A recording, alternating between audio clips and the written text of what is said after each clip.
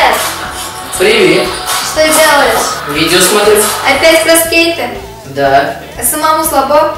Мне нисколько. А ты докажи. Да легко, пошли. Гора высоко, там, где солнце встает, нежный горизонт, небо всем поет экстрим. Ты понял?